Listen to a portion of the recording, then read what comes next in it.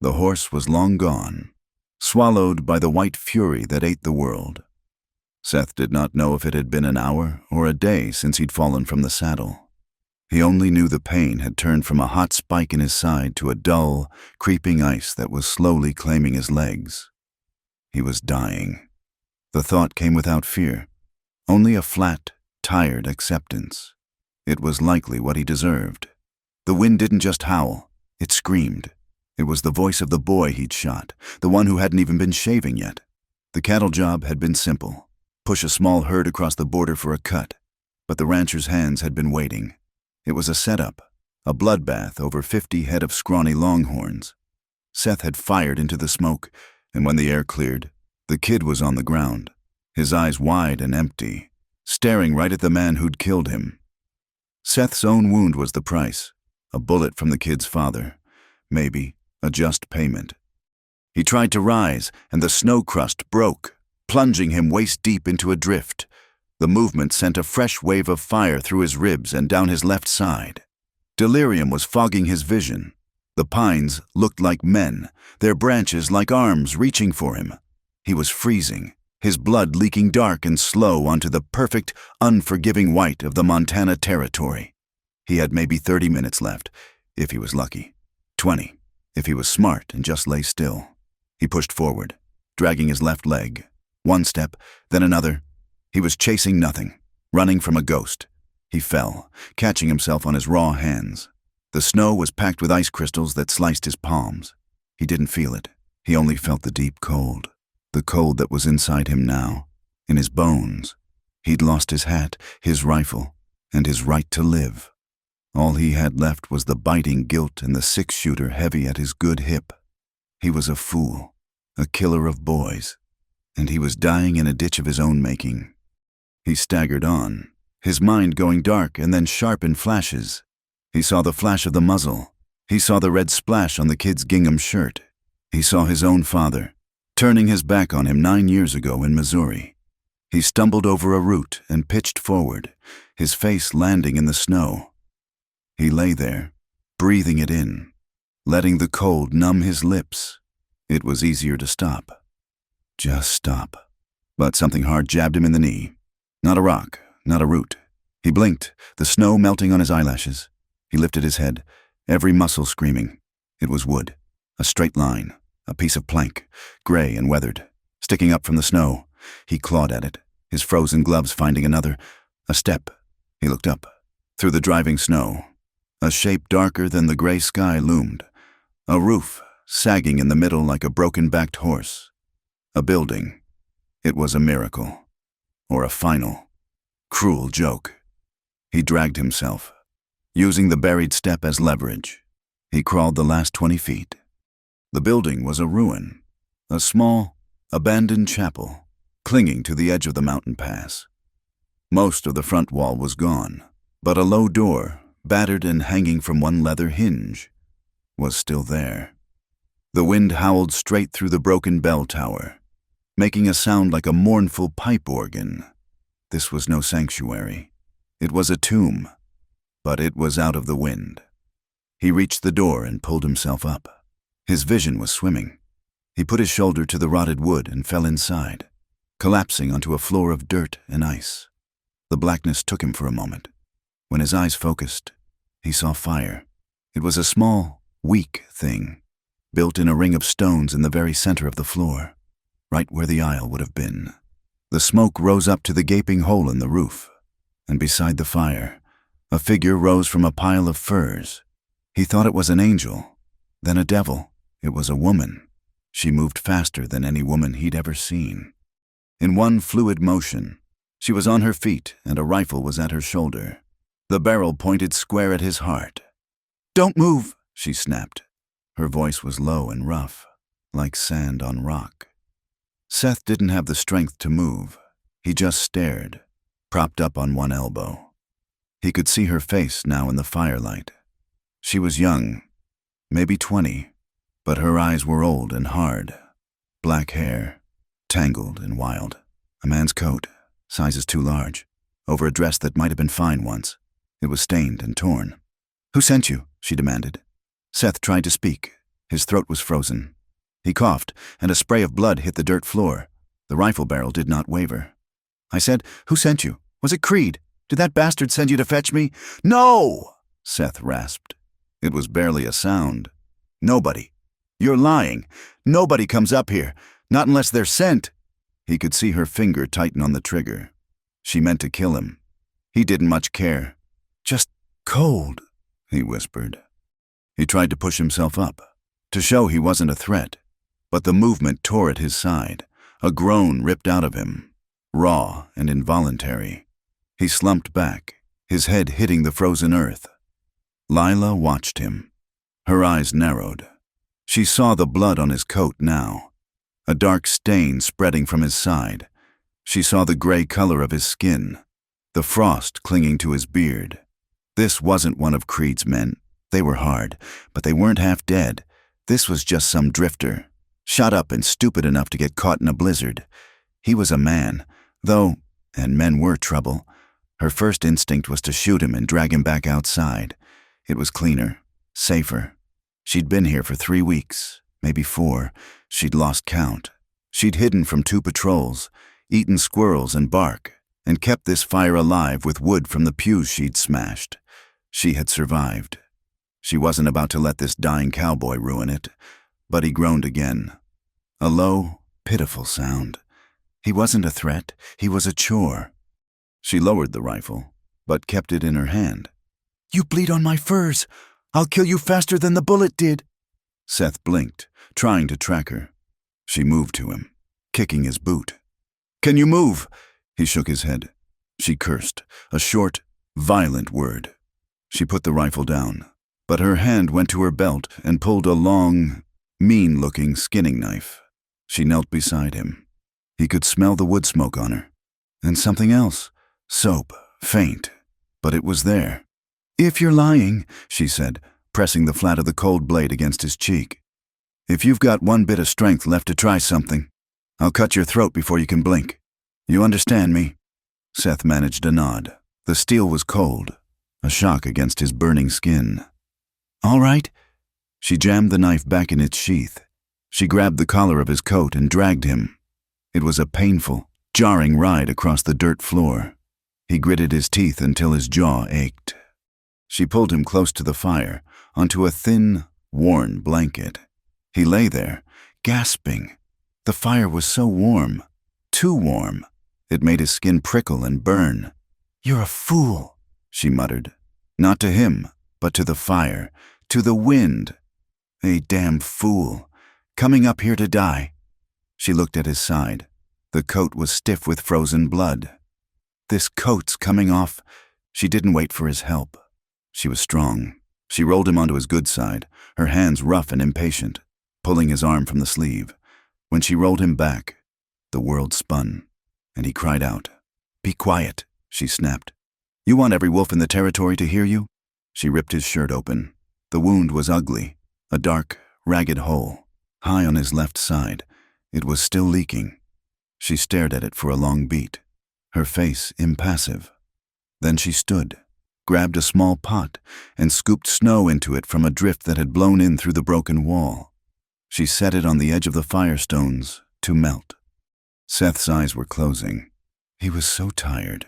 The warmth was making him sleepy, a dangerous, heavy sleep. "Hey," she said, and kicked his boot again. Hard. "Hey, Cowboy, you don't get to die in here. I won't have it. I won't bury you." He opened his eyes. She was just a shape against the fire. "What's your name?" she asked. "Seth." "Well, Seth, you're a burden, and I don't like burdens." She grabbed a strip of cloth from a small pile. It looked like it had been torn from a dress. She dipped it in the now hot water and pressed it to his side. Seth arched off the floor, a soundless scream tearing his throat. It was a white-hot agony that eclipsed everything else. He fell back, his body trembling violently. "I told you to be quiet," she said, her voice strained. She pressed it again. He must have passed out. When he came to, the fire was lower, and she was sitting against the far wall, the rifle across her lap, watching him. His side was a universe of throbbing pain.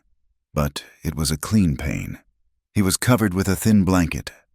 "Drink," she ordered. She nudged a tin cup toward him. He reached for it, his hands shaking so badly he couldn't close his fingers around it. She sighed, a sound of pure exasperation. She got up, knelt, and lifted his head with one hand, pressing the cup to his lips with the other. It was just warm water, but it felt like life. He drank greedily. When he finished, she let his head drop back to the hard-packed earth. He passed out again. The next few days were a fever dream. He was hot, then he was cold. He was burning with thirst. He heard the wind, a constant, screaming howl. He heard the pop and crackle of the fire, and he heard her, muttering. She was always moving, tending the fire, pacing the small, clear space. She talked to herself, or to him, or maybe to the ghosts in the ruined chapel. "Just another mouth to feed," she'd whisper, her voice bitter. "And for what? So you can get strong and try to put your hands on me? So you can go back down there and tell Creed where I am? Damned if you do." He'd see her shadow as she piled more of the broken pews onto the fire. She was keeping him alive, but she hated every minute of it. She would check his wound with rough, efficient hands, cleaning it with hot water and cloth, never saying a word to him. She'd feed him broth, thin and tasting of squirrel, lifting his head with that same impatient strength. On what he thought was the third day, the fever broke. He woke up, and the world was sharp again. The pain was still there, a deep, steady ache, but his mind was clear. She was sitting by the fire, sharpening her knife on a whetstone. The sound was a rhythmic, scraping shush against the wind. "You're awake," she said, not looking up. "Reckon so," he rasped.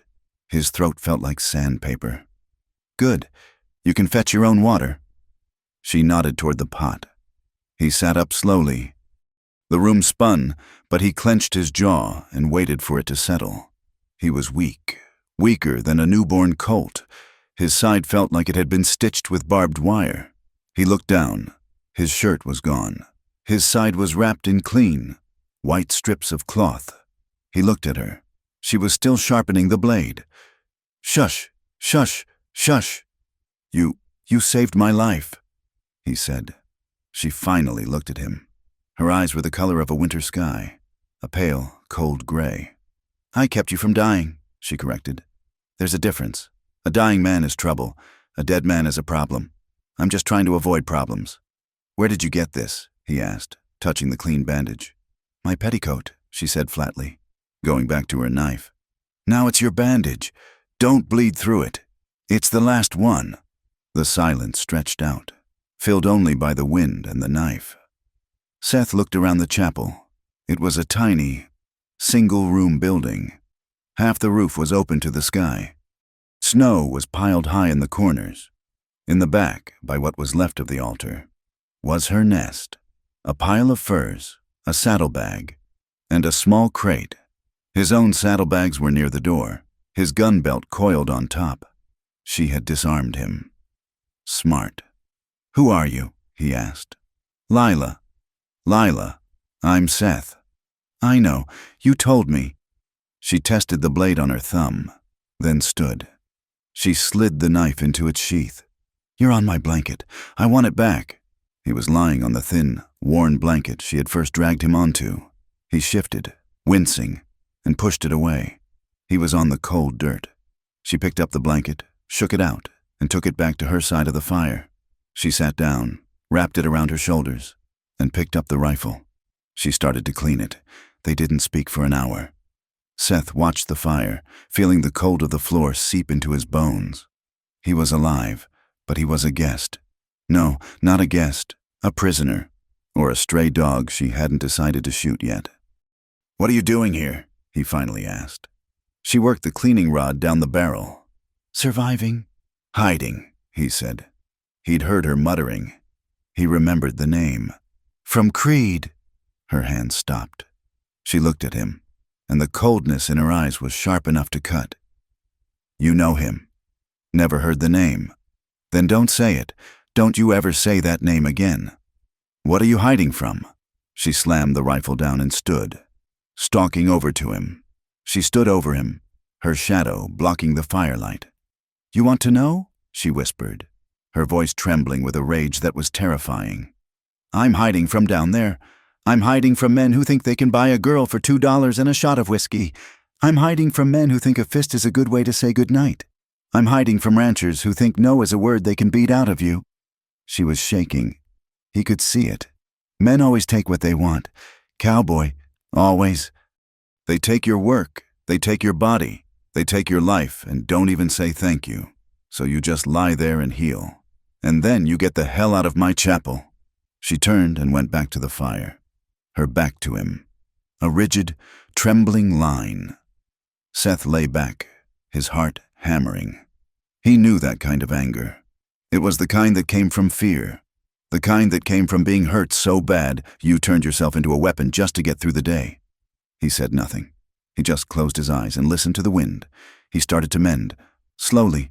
The first day he stood, he almost fainted. Lila watched him, her face a mask of contempt, but she didn't offer a hand. He was glad. He leaned against the cold stone wall, breathing hard, until the dizziness passed. He took over tending the fire, adding the pieces of wood she had stacked. He would fetch the snow to melt for water. They fell into a grim routine. She would hunt, disappearing for hours with the rifle, and come back with a squirrel or, on a good day, a rabbit. He would skin it with his own knife, which she had given back to him, handle first and with a warning look, and she would cook it. They ate in silence. The most curious thing was his new place in the chapel. She had her side, by the altar. He had his, by the door. His bed was his own bedroll, which he'd salvaged from his saddle, and he never crossed the invisible line between them. He never, ever touched her. He was a man, and he was healing. He hadn't been with a woman in months, and Lila, even wild and thin and dressed in rags, was beautiful. A hard, broken kind of beautiful, but it was there. He saw it in the curve of her neck when she tended the fire, in the fierce concentration in her eyes when she listened to the storm. He knew she was watching him. He could feel her gaze when he pulled his shirt on in the morning, when he washed his face with the icy water. She was waiting. She was waiting for the man she knew to show up, the one who would take, but Seth just kept his eyes down. He kept his hands busy. He chopped wood from the last of the broken pews, his stitches pulling with every swing of the hatchet. He kept his words polite. "Thank you for the meat. I'll fetch the water." He saw her curiosity grow. It was in the way she'd stop her work to watch him, her head tilted. He was a puzzle she couldn't solve. He was a man, but he wasn't acting like one. He wasn't gentle, he was just respectful. And that, more than anything, seemed to put her on edge. Then the blizzard hit. It had been snowing for days, but this was different. The wind returned, this time with a solid, deafening roar. The snow didn't fall. It moved sideways. It blasted through the cracks in the walls, covering everything in a fine, white powder. The hole in the roof was a vortex of swirling white. Within a day, the snow was piled to the windowsills. By the second day, it was covering the door. They were trapped, well and truly trapped. "We have to keep the fire high," Lila said, her voice tight. "If it goes out, the cold will kill us before the hunger does." The world shrank to the small circle of firelight. The cold was a physical thing, a beast pressing in on them from all sides. The chapel was an icebox. That night, the temperature dropped so low the stones of the fire ring cracked. Lila shivered in her pile of furs. Seth was shivering in his bedroll. The fire was roaring, but the cold was winning. "You're going to freeze over there," Lila said, her voice sharp. "I'm all right. Don't be an idiot. Your lips are blue. Get your bedroll. Bring it closer to the fire." He hesitated. Closer meant closer to her. "I'm not going to bite you, cowboy. But I won't watch you freeze to death either. It's stupid." He dragged his bedroll, wincing at the pull in his side, and laid it out on the other side of the fire ring. They were maybe 6 feet apart. The heat was better. He could feel it on his face, but the tension in the air was so thick he could taste it. It was electric and sharp. They lay there for hours, listening to the storm. Neither of them slept. He could hear the small sound of her breathing. He could see the outline of her body under the furs. He kept his hands clenched into fists inside his bedroll. "Why'd you get shot?" she asked, her voice soft, muffled by the furs. Seth stared at the smoke rising to the hole in the roof. "Job went bad." "What kind of job?" "Moving cattle." "Stealing cattle? You mean—" He didn't answer. "That's how men like you get shot," she said, her voice hardening. "Stealing things, taking things that ain't yours." The words hit him, harder than the bullet. He thought of the boy. His bullet. Wrong target. "Yeah," he whispered. "That's how." "Do you even care?" she asked, rising up on one elbow. He could see her eyes flashing in the firelight. "Do you feel one bit of remorse for it?" "More than you know," he said, his voice thick. "I doubt it. Remorse is for folks who have something left to lose." "And you don't?" She laughed, a short, bitter sound. "I've got a knife and a rifle, and I'll use them. That's all I've got. That's all there is." "There's forgiveness," he said, the word tasting like ash in his mouth. "Forgiveness?" She spat the word. "Who's giving it? You think God lives here in this wreck? I smashed his altar for firewood. He ain't here, and the people down there?" She shook her head. "They don't forgive women like me, and I don't forgive men like them. Forgiveness is a lie they tell you to make you lie down quiet." She was wrong. He knew she was wrong. But the truth of his own sin was too heavy. "I killed a boy," he said, the confession ripped out of him. "He wasn't part of it. He was just there. I shot him. I didn't even mean to." Lila went very still. She stared at him across the fire. The wind howled, filling the silence. "So you're one of them," she finally said, her voice flat. "A killer. I didn't mean to." "They never do. Creed didn't mean to break my ribs. He just did. Men just do things. And then they say they didn't mean to." "It's not the same," he said, sitting up. The pain in his side was sharp, but not as sharp as the pain in his chest. "I'd take it back. I'd take his place, if I could." "But you can't," she said. "So you're just another man with blood on his hands, hiding in my chapel. You don't deserve forgiveness. You just deserve to be cold." She lay back down, pulling the furs over her head. Seth sat there, the fire painting his face in light and shadow. She was right. He knew it. He didn't deserve to be warm. He didn't deserve to be alive. He fed another piece of wood to the fire, then lay back down, the cold of the dirt floor a welcome penance. He must have dozed, because he woke to the sound of her voice. It was hours later. The fire was lower. "Are you just going to sit there all night?" she said. Her voice was different. Not angry, just tired. She had turned to face him. He was still sitting up, staring into the embers. "Hurry up and lie down," she teased. The words were hard. A saloon girl's words. A dare. It was what she knew.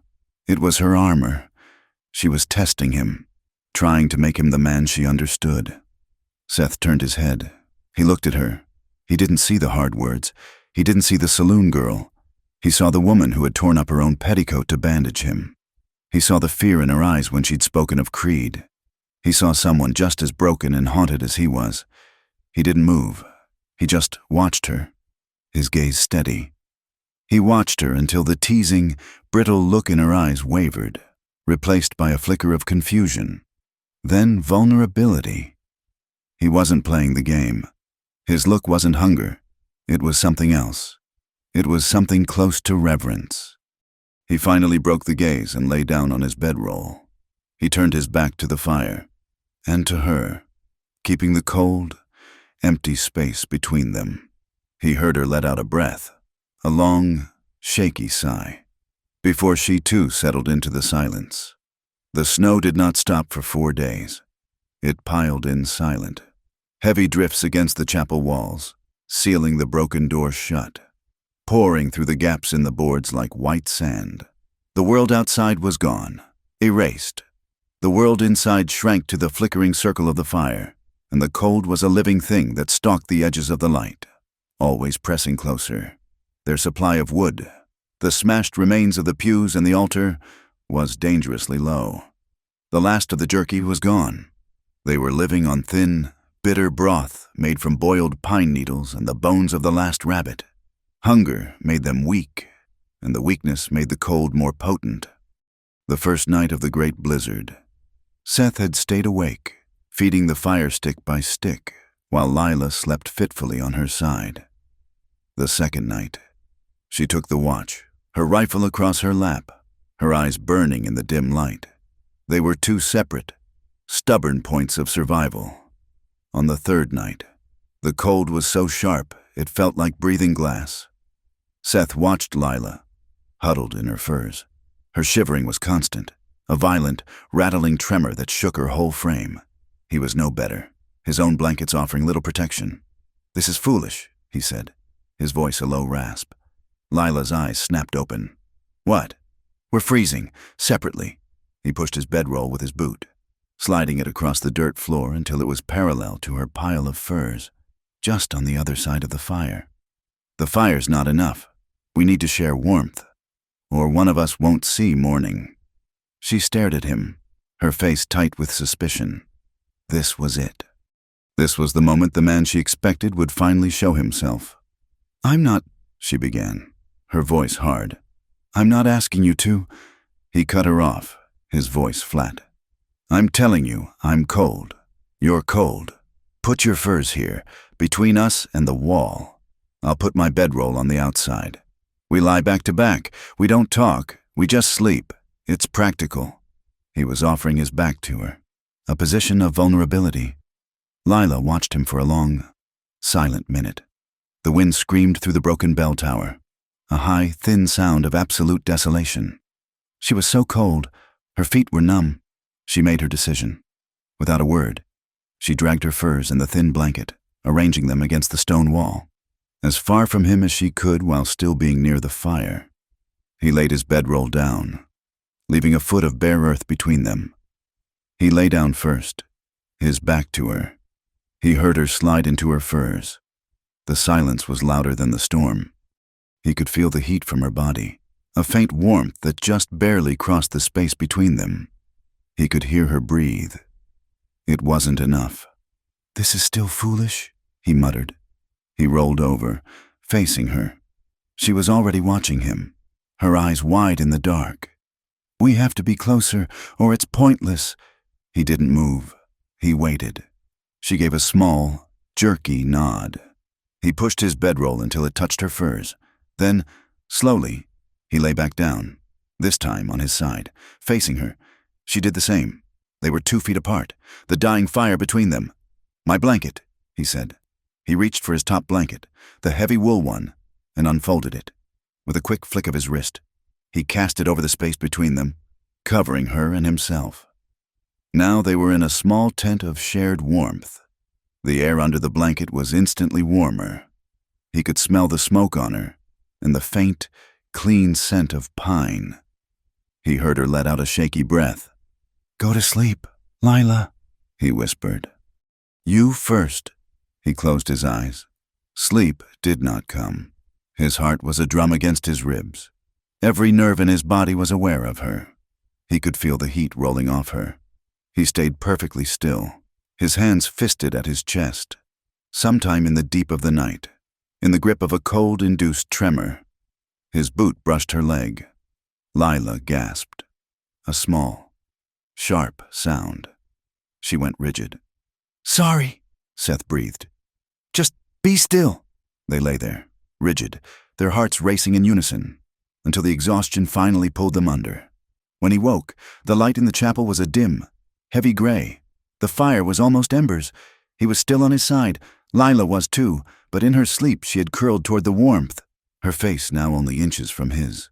One of her hands rested on the dirt floor between them, her fingers almost touching his chest. He didn't move. He just watched her sleep.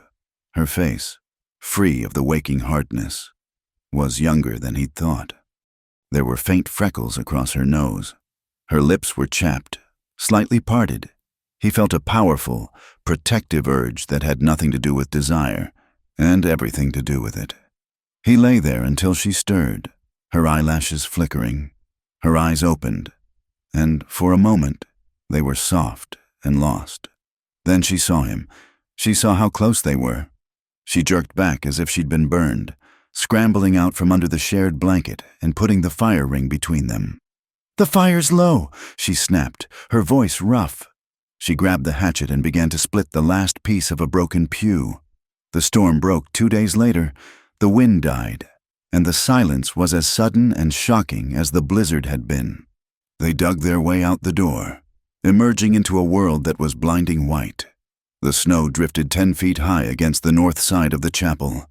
The air was clean and cold. Seth, his wound now a healing, puckered scar, took a deep breath. He felt stronger. "That roof," he said, squinting up at the gaping hole.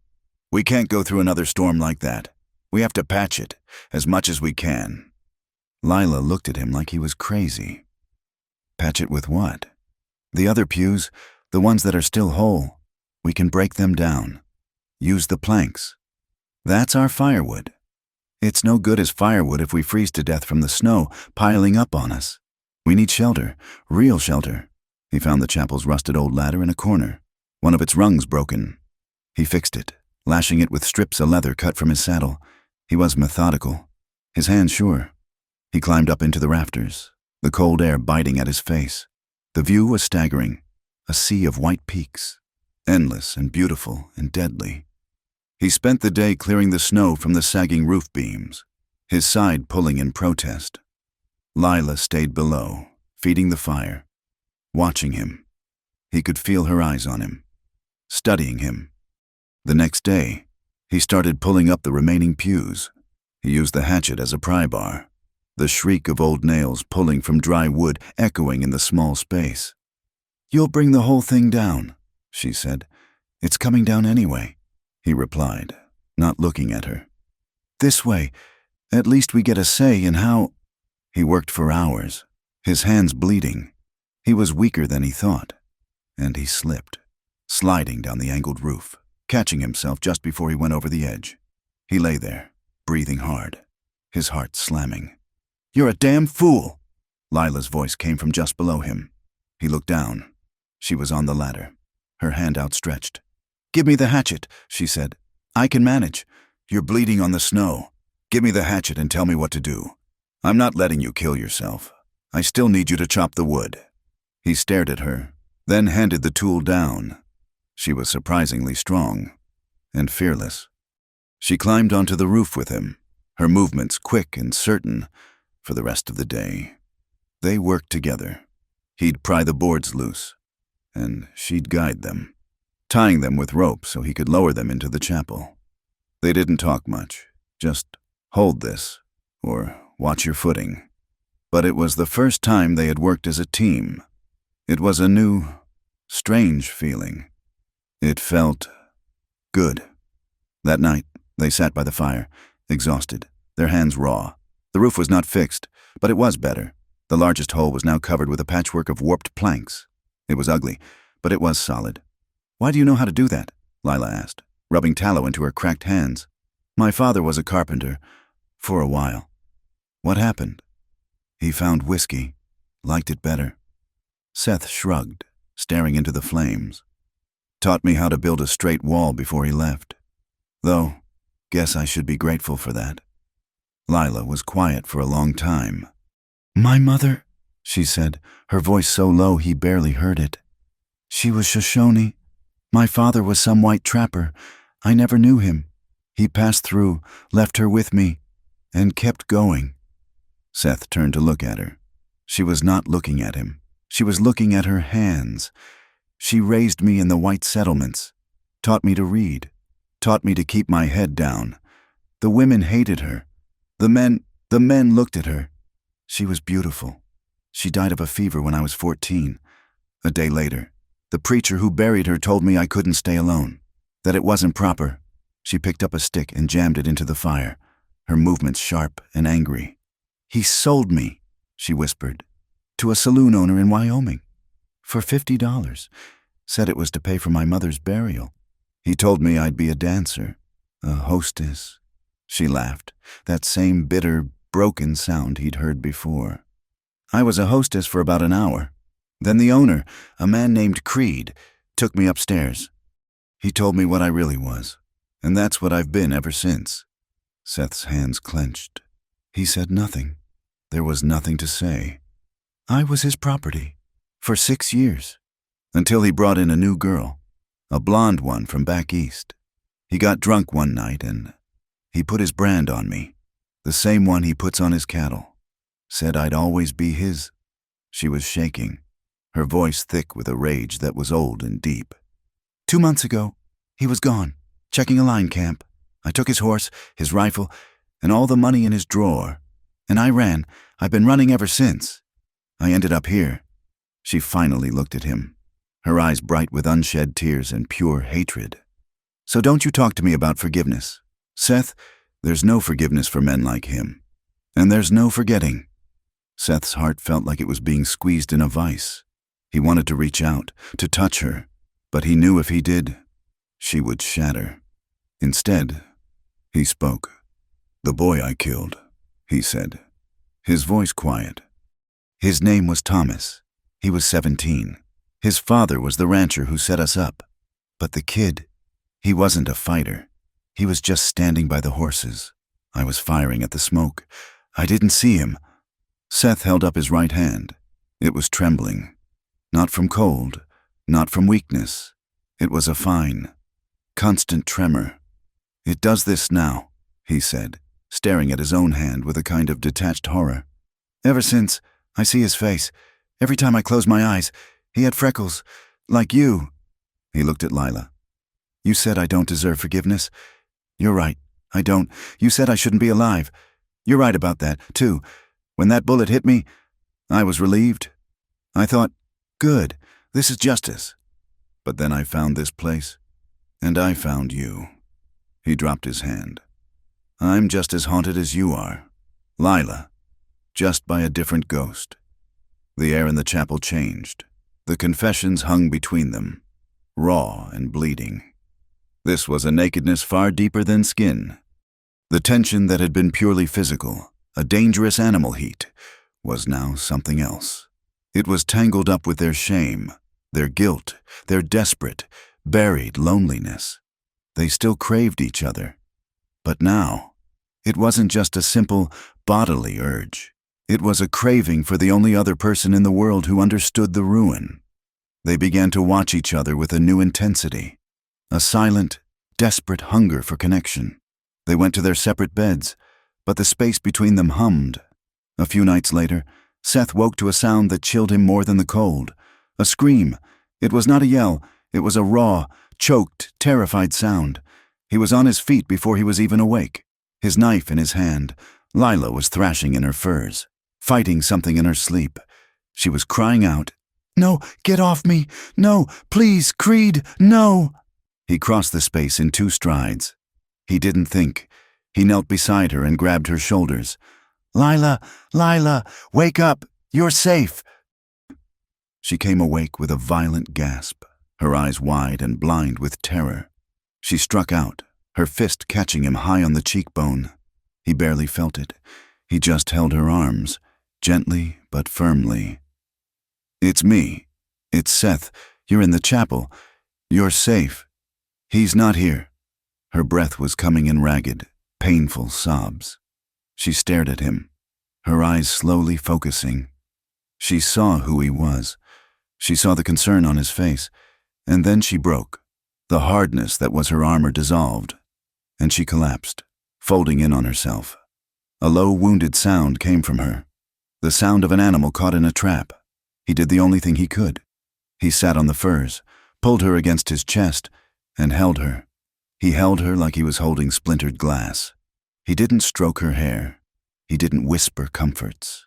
He just held her, solid and warm, offering his own strength as a shield against the ghosts. He rested his chin on the top of her head and stared into the fire, his jaw tight. She cried, She wept into his shirt, her hands clutching his coat, a storm of grief and rage and fear she had held back for 6 years. He just held on, rocking her gently, until the sobs quieted into shudders, and the shudders into silence.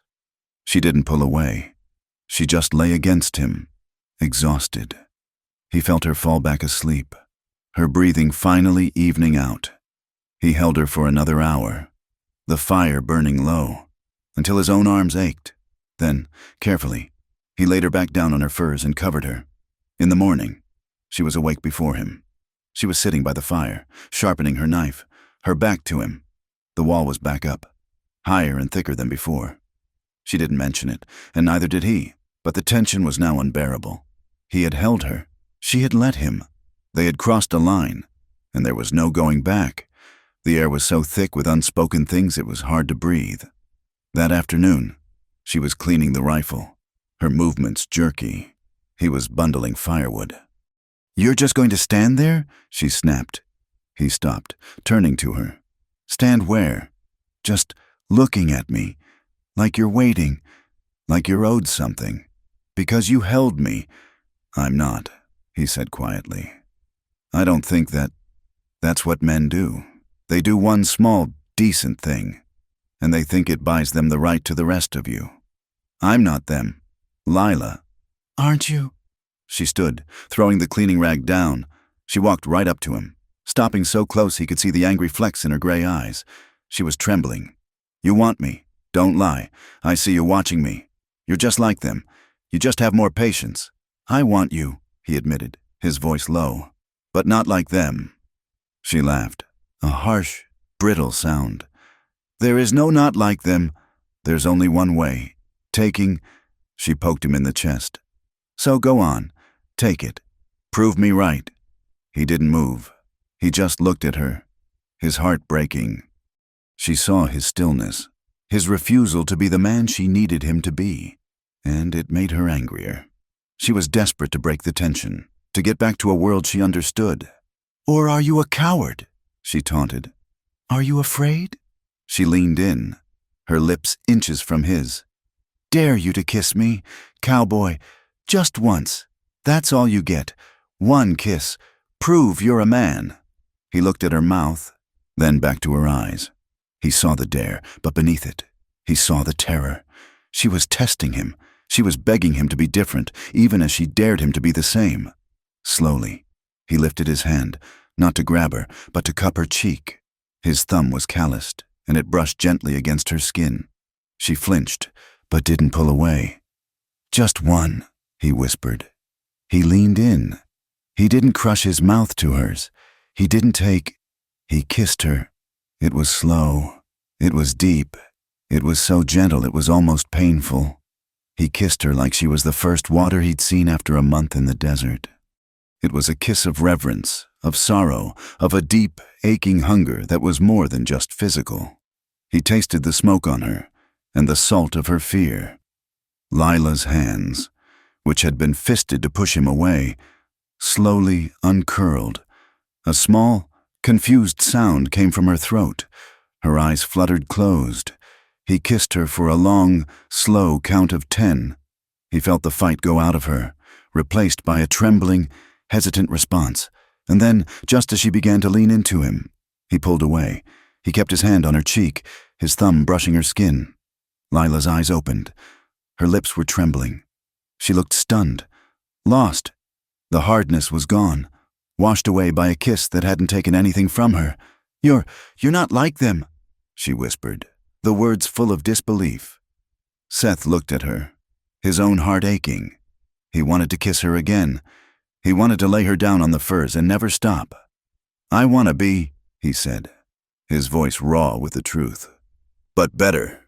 He let his hand fall. They stood there, inches apart, breathing the same air. The dare was over, the test was passed, and they were left with something new and terrifying. That night, they didn't speak of it, but when they lay down, there was no more talk of shared blankets. He put his bedroll next to her furs. They lay facing each other, the dying fire painting their faces. They were inches apart, close enough to feel the warmth of each other's breath, and for the first time in a long, long time, they both slept without dreaming. The thaw began not as an event, but as a sound. It was the sound of dripping. Water, released from its frozen prison, began to weep from the eaves. from the patched roof, from the high, snow-laden branches of the pines. The constant, screaming wind of the deep winter had been replaced by a quiet, insistent drip, drip, drip that sounded to Seth like a clock, ticking them forward into a new season. The snow, which had been a wall sealing them from the world, began to recede. It slumped away from the chapel walls, revealing the frozen mud beneath. The world, which had been pure, blinding white, was slowly regaining its color, its shape. The gray stone of the mountains emerged, and the dark, wet trunks of the trees. With the easing of the cold, their lives changed. It was no longer a desperate, minute-by-minute battle for warmth. The fire was still the center of their world, but it was no longer a hungry tyrant. They could leave it for an hour, 2 hours, and return to find hot embers waiting. Their lives shifted from pure survival to something that looked almost like living. They worked. It was a shared, unspoken rhythm. Seth's side was still tender, a puckered, angry scar that pulled if he moved too fast. But his strength had returned. He spent his days with a hatchet, felling smaller, dead trees for firewood, splitting the logs into quarters with a satisfying, clean thwack. He was methodical, building a high, neat stack of wood that would last them for weeks. Lila hunted. She had a poacher's patience. She would take the rifle and Seth's knife, disappearing for hours. She came back with squirrels, rabbits, and once, a small, tough grouse. She taught Seth how to set snares, her chapped hands moving with quick, deft precision, tying knots he couldn't master. They were a team. They worked like a couple, a man and a woman tending their small, broken homestead. They fell into a partnership so naturally that they never named it. He would bring in the wood, and she would have the fire built high, a pot of pine needle tea boiling on the stones. He would skin the game, and she would cook it, her silence one of new, comfortable habit rather than the old. Sharp-edged defense, the wall between them, the invisible line she had drawn down the center of the chapel, was gone. It had been erased, not by the kiss, but by the slow, steady rhythm of their shared days. His bedroll was now permanently beside her pile of furs. They no longer lay inches apart. They slept tangled together, sharing the blankets and the furs, his body a warm, solid presence against her back. And with this new domesticity, Lila changed.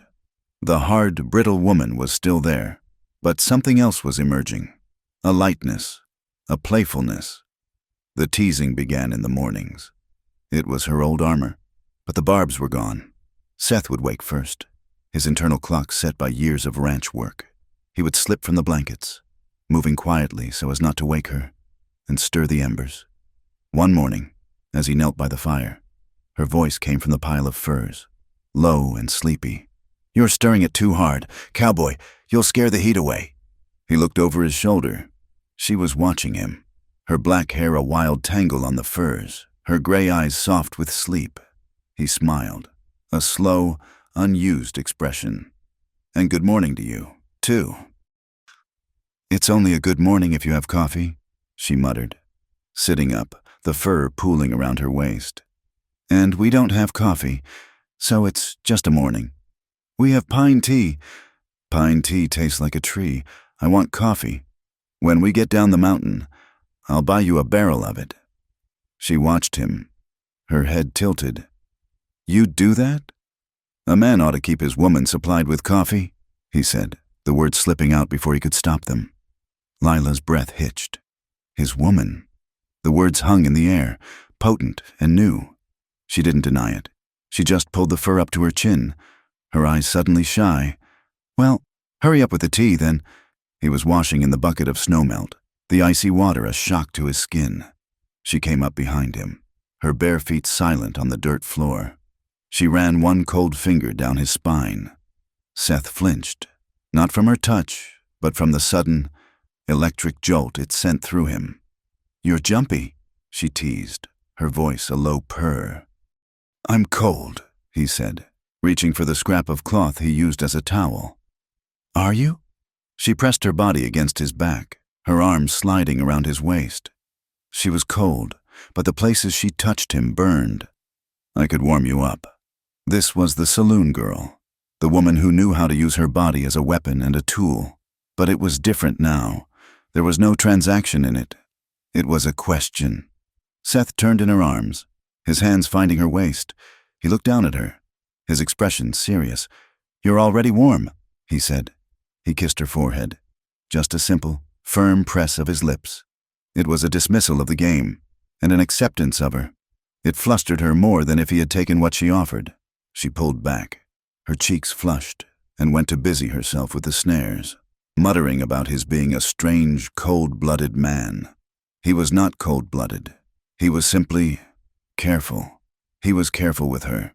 The nights were different. The nights were for truth. The teasing of the day would fade with the light. They would lie in the darkness, the fire painting flickering shadows on the patched roof. They would whisper. They talked of small things, the first green shoots of wild onion he'd found, the way the snow looked blue in the moonlight, the sounds of the mountain waking up. And sometimes they talked of the things that still haunted them. "I still see his face," Seth whispered one night, his hand finding hers in the dark. "The boy, Thomas. Sometimes I wake up and I've been calling his name." Lila laced her fingers with his. His hand was rough, calloused, but his grip was gentle. "He's your ghost. Seth, everyone gets one. Some of us just get more." "You still dream of him?" He felt her nod in the dark. "Sometimes, but it's different now. When I wake up, you're here." The dream fades faster. Their fingers would brush, trace patterns on each other's palms. It was a slow, quiet claiming, a mapping of skin, a learning of scars. They had not taken the final step since that first kiss. The intimacy they were building was one of words, of shared warmth, of hands held in the dark. It was a foundation, solid and sure, before they built the house. The true test came on a bright, warm afternoon. The sun was streaming through the gaps in the roof, strong enough that they had let the fire burn down to almost nothing. The air in the chapel was damp and smelled of spring, of wet earth and pine. Seth had been outside, checking the perimeter, looking for tracks. He walked back into the chapel, his footsteps silent. Lila was by the fire, her back to him. She had stripped off her heavy wool dress to mend a tear in the seam. She was in her chemise, a thin, worn cotton shift that was scarred with old stains. And on her back, high on her left shoulder, was the brand. Seth stopped. He had known it was there. She had told him, but seeing it was a different thing. It was a knot of scarred, raised tissue, a crude, ugly symbol of ownership. It was a mutilation, a declaration that she was no more than cattle. It was the physical mark of her past, of every man who had ever hurt her. Lila went perfectly still. She didn't turn. She knew he was there. She knew what he was seeing. She was braced for the disgust, the pity, the turning away. This was the thing that made her ruined. This was the proof that she was spoiled, a thing to be used and marked. Seth stood there for a long time, his heart a heavy stone in his chest. He felt a white-hot, blinding rage at Creed, at a world that let such things happen. But the rage was secondary to the deep, aching sorrow he felt for her. He walked toward her. She didn't move. She was trembling, her shoulders rigid. He didn't stop until he was standing directly behind her. She was waiting for the verdict, slowly, as if approaching a skittish doe. He lifted his hand. He didn't touch her face or her hair. He laid his palm, calloused and warm, directly over the scar.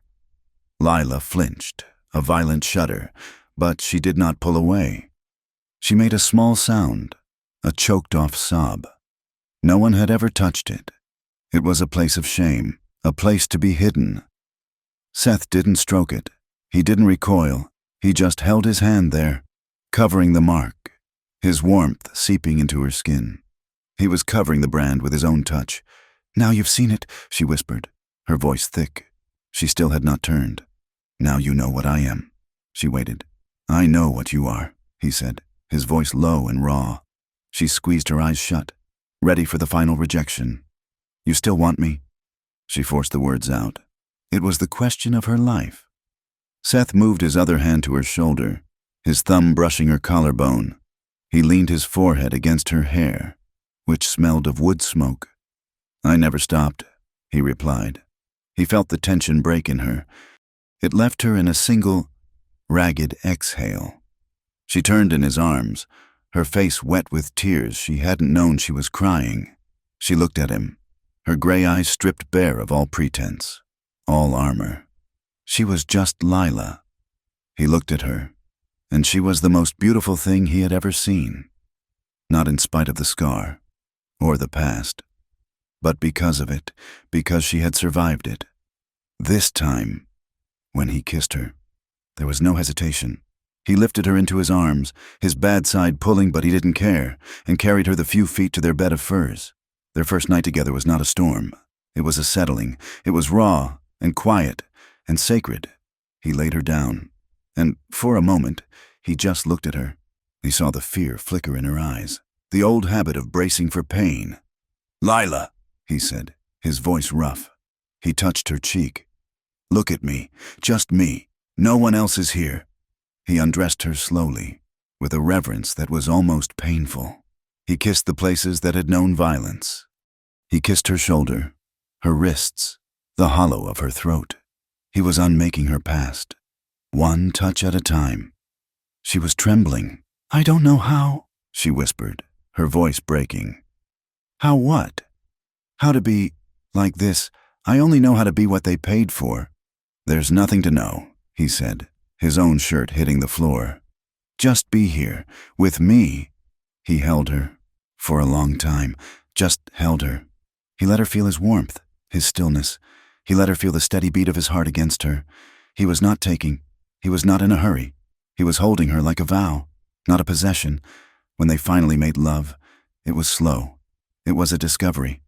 For him, it was a release from the guilt, the ghost of the boy, the long, lonely years. For her, it was a reclamation. It was the first time her body had been a place of pleasure, not a place of service. She wept, silent, hot tears that tracked into her hair. The snowmelt was dripping from the rafters, a steady rhythm in the quiet chapel, and her tears mixed with it. He kissed her eyelids, salty and wet, like benedictions. He was blessing her. In this broken, ruined house of God, he was making her holy.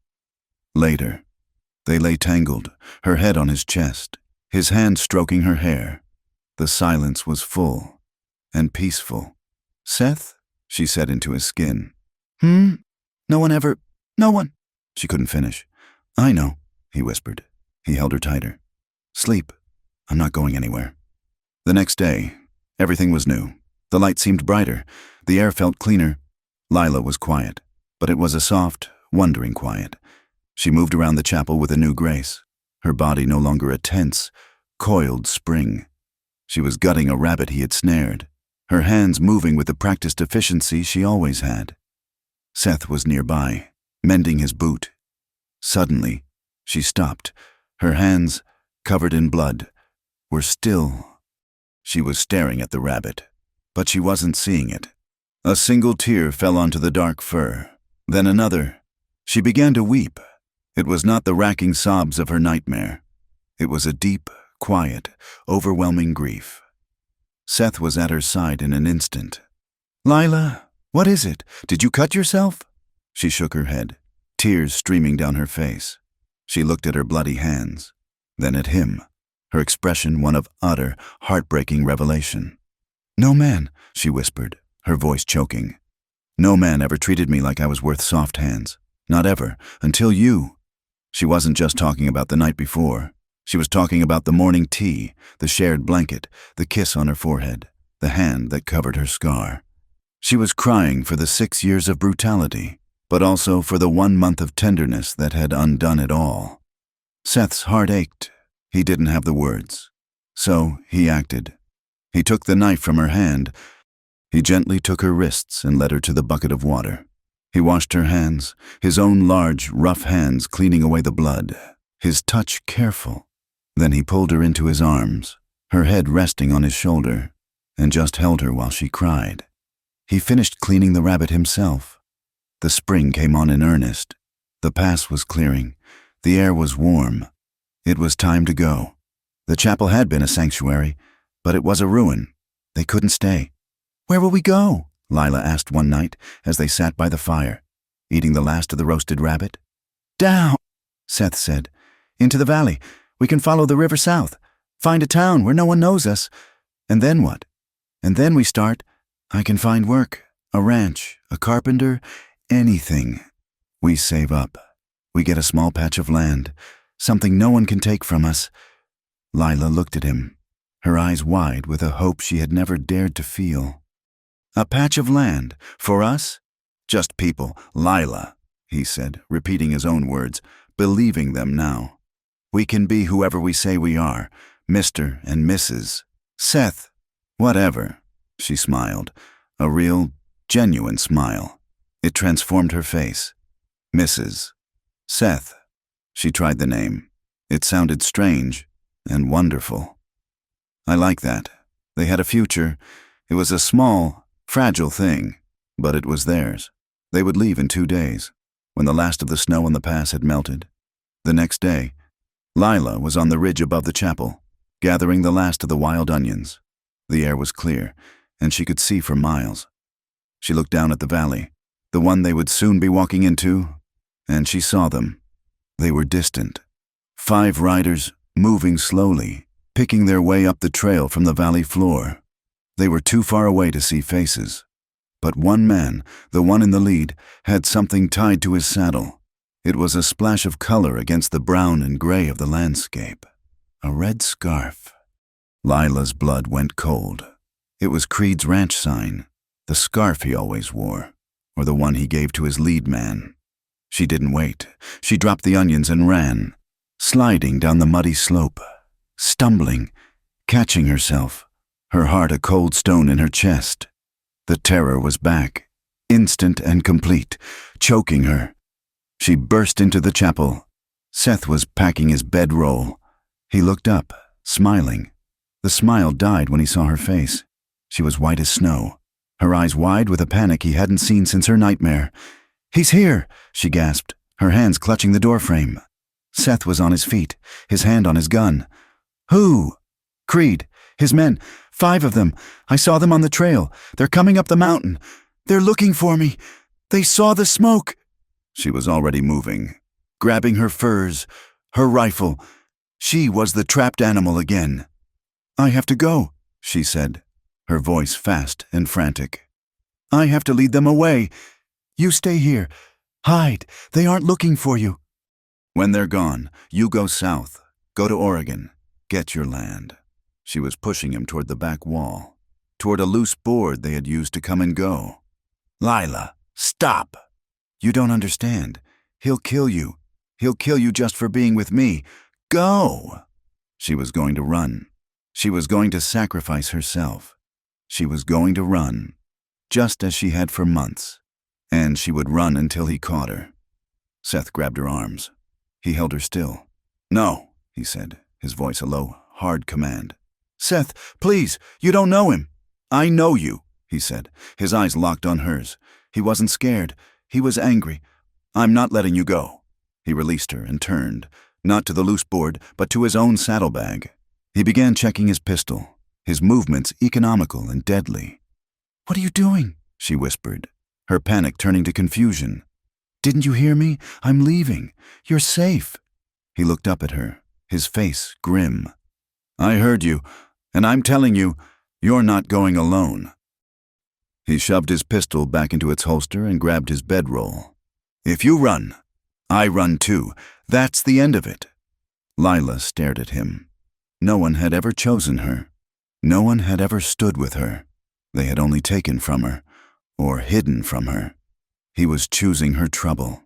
He was choosing her. "Seth," she breathed, her hand reaching for him. "Get your rifle," he said, his voice flat. "They want to fight. We'll give them one, but we're not doing it here. We run, together, now." They had maybe 10 minutes. "The rifle, the ammunition," Seth said, his voice a low, hard command. He was not the patient, healing man. He was the man from the gunfight, sharp and focused. All the jerky, the blanket, the pot. Go! Lila didn't question him. She flew. The terror had given her a frantic, desperate energy. She rolled the jerky into the wool blanket. She grabbed the pot, her hands shaking so badly she dropped it. The clatter on the stone floor loud as a gunshot. "Quiet!" Seth snapped. He was at the door, peering through a crack. "They're moving slow. The trail's still muddy. We have time, but not much." He had his bedroll slung, his six-shooter heavy on his hip. He took the rifle from her, checking the load. He shoved the spare box of cartridges into his coat pocket. "All right," he said. "Saddlebags. We travel light." They had their meager possessions strapped to their backs in under 5 minutes. Their home was bare. The furs, the blankets, the pot, the food. It was all on their shoulders. The chapel was just a cold, empty shell again. "The back way," Seth said, moving toward the loose board. "We go into the trees. Keep the ridge between us and them. We don't stop until dark." He pulled the board back. A blast of wind hit him in the face, stinging his eyes. It was not a spring breeze. It was a howl. Lila, right behind him, made a small, choked sound. It was snowing, not a gentle spring flurry. It was a thick, wet, driving snow, coming in sideways on a wind that shrieked like a banshee. The thaw was over. Winter had returned. A brutal, final fist. "No," Lila whispered. She stared at the blinding wall of white. "No, it can't be." Seth stepped out, the wind tearing at his coat. He looked up the trail. He could no longer see the valley. He could barely see 20 feet. "Damn it," he breathed, the word torn from his lips by the wind. He looked back at Lila. Her face was a mask of pure, absolute despair. This was not shelter. This was a trap. "We can't run in this," he said, raising his voice over the storm. "We'll be blind in 5 minutes. We'll walk right into them, or off a cliff. They're still coming. Seth, they won't stop for snow." "They will," he said, pulling her back inside, forcing the board back into place. The sound of the wind was muffled, but its power was terrifying. "They'll hunker down, wait it out, but they know we're up here." "The snow just trapped us with them?"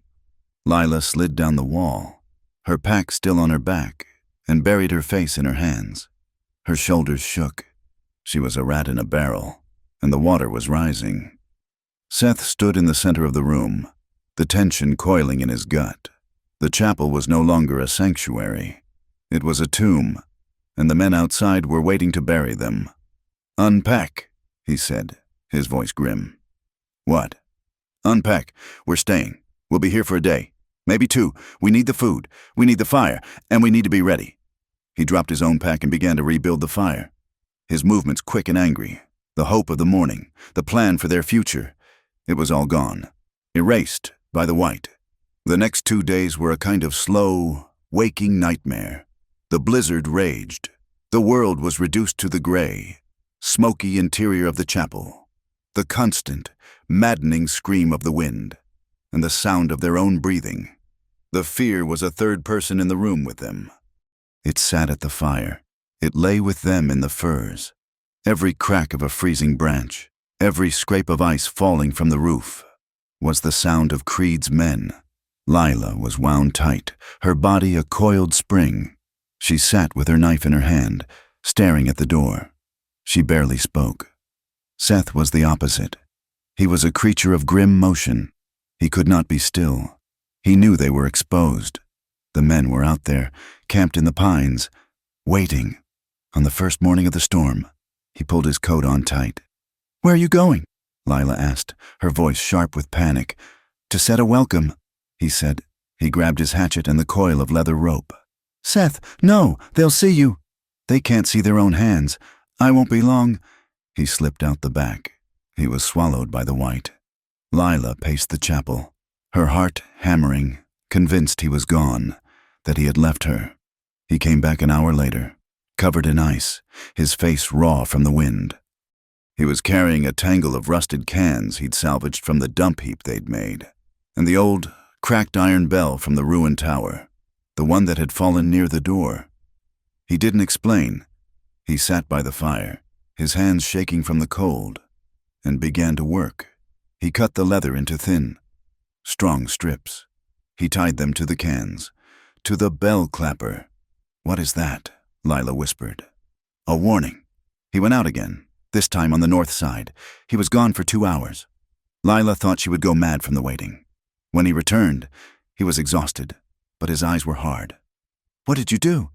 "I strung them up," he said, chafing his frozen hands by the fire. "On the path, both paths, 50 yards out. Anyone comes near, we'll hear them." He had built them a perimeter.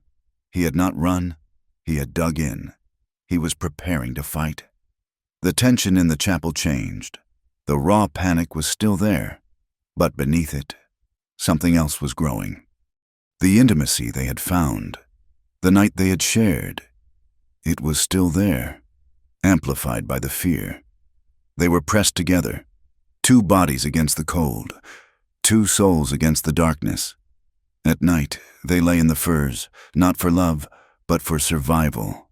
But their bodies remembered.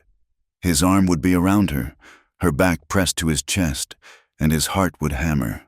He would feel her tremble, and he wouldn't know if it was from fear or from his touch. They were trapped between fear and longing. The desire for life and the desire for each other became one and the same. To be alive was to feel his hand. To be safe was to be in his arms. On the second night, the storm had not eased. The woodpile was low again. The silence in the chapel was heavy, strained. They both knew that when the storm broke, the men would come. This could be their last night. Seth was cleaning the rifle, his face grim in the firelight. Lila was watching him. She was watching his hands, strong and calloused. She was watching the set of his jaw. He was going to die for her. Her mind, steeped in 6 years of trauma, could find only one solution. Her body was the only currency she had ever known. It was the only thing of value she had to offer. If this was his last night, she would give him a reason to die. Or, a darker, more desperate thought, if she gave him what he wanted, all of it, maybe he would be satisfied. Maybe he would let her go, let her run out into the storm alone, to draw them off. She could pay him for his kindness, and in paying him, she would set him free. She would earn his safety. She rose from the furs, her movements fluid and silent. She crossed the small space and knelt behind him. He tensed, feeling her presence. "Lila?" She didn't answer. She put her hands on his shoulders, her fingers digging into his muscles. He stopped cleaning the rifle. "You're so tight," she whispered, her voice a low, rough purr. It was the saloon girl's voice. She began to rub his shoulders, her touch practiced. Seth's eyes closed for a moment. It felt good, but it felt wrong. There was a desperation in her touch, a frantic energy that had not been there the night they made love. "Lila, don't," he said quietly. "Don't what?" she breathed, her lips brushing his ear. She moved around him, settling onto his lap, facing him. She was all business, all seduction. "It's cold. We're scared. This is what people do. It's all right. I want to—" She kissed him. It was not the slow, tender kiss of their first time. It was a hard, hungry, taking kiss. She tasted of fear and pine tea. She pushed him back, her hands tearing at the buttons of his shirt, her mouth frantic. Seth's body responded before his mind could. He was a man, and he had been living on a knife's edge for 2 days. He kissed her back, his arms encircling her, pulling her tight. The firelight flickered. The wind screamed. It was a kiss of desperation, of last chances. She pushed him down onto the furs. This was what she knew. This was her power. She was in control. She would give him this, and it would settle the debt. But as her hand went to the buckle of his belt, he felt it. He felt the tremor in her fingers, a vibration that was not desire, but pure, animal terror. He felt the coldness of her skin. He opened his eyes. She was looking at him, but she wasn't seeing him. Her eyes were bright, unfocused, her lips pulled back in a grimace that was meant to be a smile. She was performing. She was the woman from the nightmare, bracing herself, doing the job. It was like a bucket of ice water. He grabbed her wrists. He was gentle, but his grip was iron. He stopped her. His hands clamped around her small, cold ones. "No," he said. Lila froze. Her performance shattered. Confusion, then anger, flashed across her face. What's wrong?" She tried to pull her hands free. "This is what you want. I know it is." "Stop, Lila. Why? I'm not doing it right?" She was frantic. "I can be better. I can do whatever you want. Just tell me, please." She was begging. She was trying to earn him. He stared at her, and his heart broke. He saw it all. He saw the 6 years of Creed, the $50 sale, the brand. He saw her trying to pay him for his protection.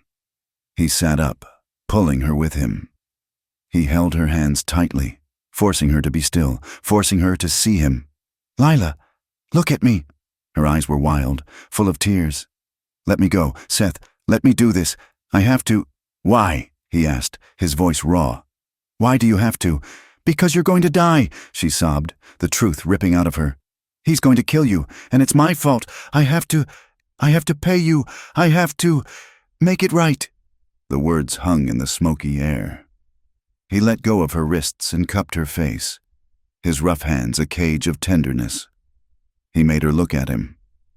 "You don't have to earn me," he whispered. The words hit her, a physical blow. She stared at him, her lips trembling, her mind unable to comprehend. "I'm not Creed," he said, his voice thick. "I'm not one of them. I'm not a customer.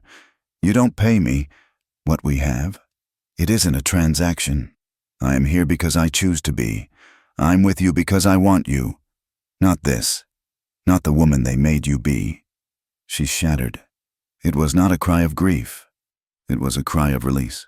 A lifetime of shame, of being a commodity, of being a thing to be bought and sold and earned. It all broke apart at his words. She collapsed against him, her body limp, her sobs deep and racking. She buried her face in his chest, her hands clutching his shirt. "I don't know how." She wept into his skin. "I don't know how to be, just to be." "It's all right," he whispered, his arms enclosing her, holding her tightly. He stroked her hair, his own eyes burning. "I'm here. I'm not going anywhere. You don't have to be anything but what you are." She cried for a long time. He just held her, rocking her gently, the wind howling its mournful song around them. Finally, her sobs quieted. She was still, her breath shuddering. She was pressed against his bare chest, her cheek against his skin. She lifted her head, her face stained with tears, her eyes red, but they were clear. They were seeing him. Slowly, she leaned forward. She kissed his chest, right over his heart. It was not a kiss of seduction. It was not a payment. It was a kiss of such profound, trembling gratitude. It felt like a prayer. It was the first, truest gift she had ever given. He held her head, his fingers tangled in her hair, and closed his eyes, a single tear escaping to trace a line through the grime on his cheek. The storm broke in the pre-dawn dark. It did not fade. It stopped. The wind died, and the sudden, total silence was deafening. It woke them both from a fitful sleep in the firs. They lay still, listening, and then they heard it, a faint, metallic clink from the north. Seth was on his feet before the sound faded, the rifle in his hand. He pulled Lila up, his other hand over her mouth. Another sound, clang jangle, the traps. "They're here," he breathed. He pushed her into the darkest corner, behind the small, crumbling wall of the altar. "Stay down. Don't make a sound. Not one." He knelt by the main wall, peering through a crack. The world was a pale, pre-dawn gray, and they were there, 5 men, dark shapes against the snow, moving slowly, rifles ready. One of them, a big man with a red scarf, pointed at the chimney hole. "Smoke!" the man's voice carried, rough and clear in the still air. "They're in there! The whore's in there!" Lila stifled a sob, pressing her face into her knees. "Flush 'em out," the man said. "Bar the front door. We'll burn 'em out. I want her alive. If we can, kill the man." They heard the heavy thud of a log being jammed against the main door. They were barricaded. Then, the smell. It was not the clean, resinous scent of their own fire. It was acrid, oily, kerosene. "They're setting a fire," Seth whispered, his face grim. He moved to the back wall, to the loose board. "Lila, we're leaving, now!" He kicked the board out. A cloud of black smoke immediately billowed in. They had set the fire on all sides. The heat was instant. The chapel was a tinderbox of old, dry wood. Lila scrambled to the opening, but the smoke was too thick. She choked, a harsh, racking cough. "I can't," she gasped, her eyes streaming. "I can't see." The roar was starting, the sound of a hungry beast. Flames began to lick up the wall. The smoke was a solid, stinging thing, filling the small space, stealing the air. Seth grabbed the wool blanket, the one they had shared. He shoved it at her. "Wrap it round your head. Stay low." He pushed her toward the hole. She stumbled, falling to her knees, overcome by the smoke. He heard the whoosh as the roof timbers, the ones they had patched, caught fire. Cinders rained down. The chapel was an inferno. Lila was on the ground, coughing, disoriented. Seth made his choice. He slung the rifle over his back. He grabbed Lila, hooking one arm under her knees, the other around her back, and lifted her. "Hold on!" he yelled over the roar. He carried her, his lungs burning, his eyes blind. He plunged through the hole in the back wall, into the searing heat and smoke, and tumbled out onto the snow. They fell in a heap, gasping, gulping the clean, cold morning air. Seth's hair was singed. Lila's face was black with soot. "Seth!" a man yelled. They had been seen. Seth scrambled to his feet, pulling Lila with him. He saw two of the men rounding the corner of the burning building, raising their rifles. He didn't think. He fired. He shot from the hip, the sound of his pistol deafening. He didn't aim to kill. He aimed at the snow at their feet. The men dove for cover. "Run!" Seth yelled. He grabbed Lila's hand. They plunged off the path, into the deep, unbroken snow of the forest. They scrambled, fell, and got up again. Trees their only cover. Behind them, they heard the shouts. They heard the full, terrible roar as the roof of the chapel caved in, sending a fountain of sparks and flame into the gray sky. They fled into the forest, with nothing but the rifle on his back, the blanket clutched in her hand, and each other. The only home they had ever known was a pillar of smoke behind them. The forest was not a sanctuary. It was a crucible. The fire behind them, the pillar of smoke from their burning home, was a beacon for the men who hunted them. They ran, fueled by a terror that was colder than the snow. They plunged into the trees, Seth in the lead, pulling Lila by the hand. The snow was deep, unbroken, a heavy, wet blanket that stole their strength. It clogged their boots and clung to the single blanket Lila had saved. They were running uphill, scrambling over fallen logs, their lungs burning in the thin, cold air. "Don't stop," Seth gasped, pulling her up after she fell. "Don't look back." But she did. She looked back once. The sky above the ridge was black with smoke. The chapel was gone, the only home she had ever known. The only place she had ever been safe was a memory. A sob tore from her, but she choked it down. They ran until their legs gave out. They ran until the shouts behind them faded, swallowed by the forest and the heavy snow. Seth finally found a cleft in a rock face, a shallow overhang barely big enough for two people, and shoved her into it. He stood guard, his pistol in his hand, his breath coming in white. Ragged clouds. They were soaked. The snow, melting from their panicked run, had seeped through their clothes. The wind was a razor. As the adrenaline faded, the cold set in, a deep, merciless chill that found their bones. "We have to keep moving," Seth said, his voice a rasp. "But slower. They'll be tracking us." "The snow," Lila whispered, her teeth chattering so hard she could barely speak. "They'll see our tracks." "It's still snowing.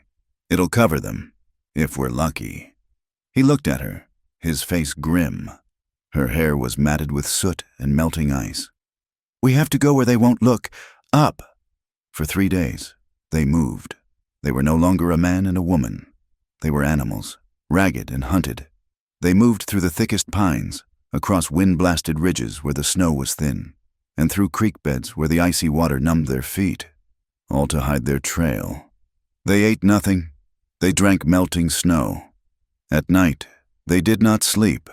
They huddled together under the one remaining blanket, which was stiff with ice. They sought shelter in hollow logs or under the dense boughs of spruce trees.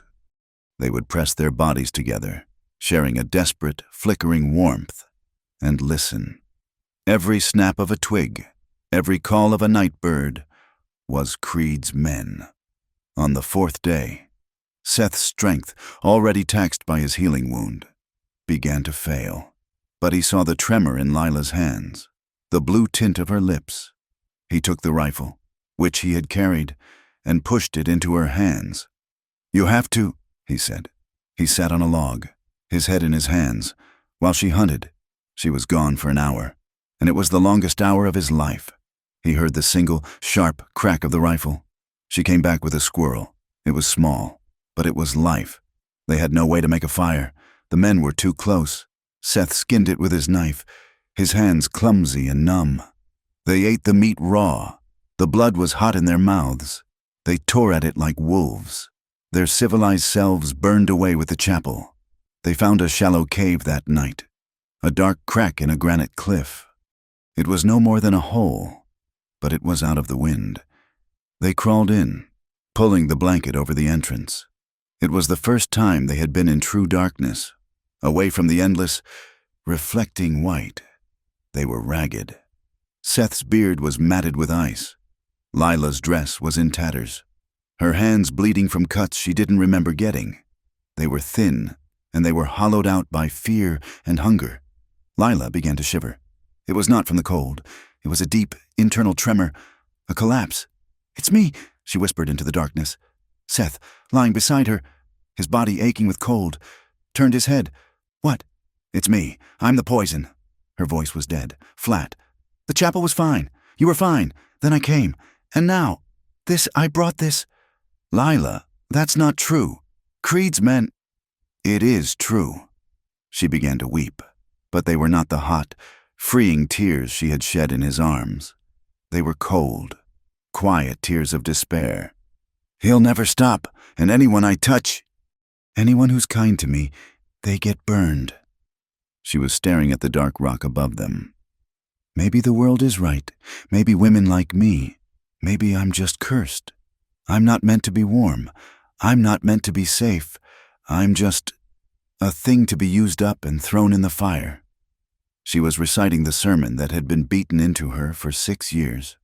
The brand on her back was burning, a mark not of ownership, but of damnation. Seth listened. He had heard this despair in her voice before, but then it had been a cry for help. This was a statement of fact. She was giving up.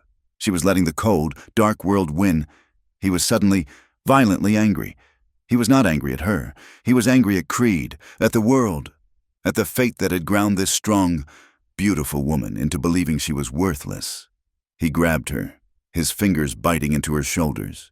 He pulled her around, forcing her to face him in the dark. "Don't you say that," he growled, his voice a fierce, low rasp. "Don't you ever say that." She was startled by his anger. "Seth, it's the truth." "No." He shook her, gently but firmly. "The truth is, you survived. The truth is, you're stronger than any man I've ever known. The truth is, I am here. You're here because I trapped you. You're going to die because of me." "I'm here because I chose to be," he said, his voice rising, echoing in the tiny cave. "I chose you. In the chapel. I chose you. In the fire. I chose you. And I'm choosing you now." He put his face close to hers, his breath warm against her cold skin. He could feel her trembling. "You are not cursed," he whispered fiercely. "You are wanted. Do you hear me? You're wanted." He paused, and the next word was a vow, a brand of his own, laid over the one Creed had left. "You're mine." Lila stared at him in the darkness. Her breath caught in her throat. Mine. It was the same word Creed had used, but from Creed. It meant possession. It meant he owned her, like cattle. From Seth, it meant belonging. It meant she was his, to protect, to fight for. It meant she was not alone. A sound tore out of her, a sound of such profound, starving need that it was more than a kiss. She lunged at him, her cold lips finding his. She kissed him like it was the last thing she would ever feel. It was not tender. It was not gentle. It was a fierce, desperate, starving kiss. It was the kiss of a drowned woman dragging her rescuer to the surface. She was kissing him with all the fight she had left, with all the rage and all the love that had been beaten down inside her. He kissed her back with the same wild, raw energy. He held her, his arms like steel bands, their bodies pressed together in the cold, wet darkness. This was not about sex. It was about life. It was a promise, sealed in the dark, that they would not be broken. They stayed that way for a long time, their breathing slowly calming, their hearts beating in time. They didn't make love. They just held on, and for the first time in days, the cold receded. They made their way down the mountain. The bounty hunter found them 5 days later. They had left the snow line, following a game trail down into a valley thick with pine and aspen. They were weak, but they were alive. The kiss in the cave had forged something new between them, a grim, unbreakable bond. They were kneeling by a stream, drinking deeply, when a voice spoke from the trees. "That's far enough." Seth was on his feet, his pistol out, but he was too slow. The man was already there, 10 yards away, a heavy repeating rifle held casually at his hip. He was not one of the men from the fire. This was someone new. He was lanky, dressed in expensive furs, and his face was clean-shaven. He looked like a banker, not a tracker, but his eyes were cold and professional. "The girl is property of Mr. Creed," the man said, his voice polite. "He wants her back. He's willing to pay $500 for her return." Lila was frozen, her hand in the stream, her face a mask of terror. "She's not for sale," Seth said, his pistol still in his hand, but he knew he was outmatched. The man smiled, a thin, unpleasant expression. "Of course not. But you, sir, you look like a practical man. You're also a wanted man. The boy you killed back in Wyoming, Thomas Riley. His father has a $1,000 price on your head. You're worth more than she is." Seth's blood ran cold. "Now," the bounty man continued, "I'm a businessman. I don't care about the boy. I was hired by Creed. I'm here for the girl, but I see a complication." He nodded at Seth. "So I'll make you an offer. You walk away, just turn around and disappear. I'll give you $100, right now, out of my own pocket, for your trouble. I get the girl, I get my $500, and I forget I ever saw your face. Everyone wins." He was offering to buy her. He was offering Seth a bribe. Lila looked at Seth. Her face was hollow. This was it. This was the moment. She had seen men sell other men for a bottle of whiskey. $100 was a fortune.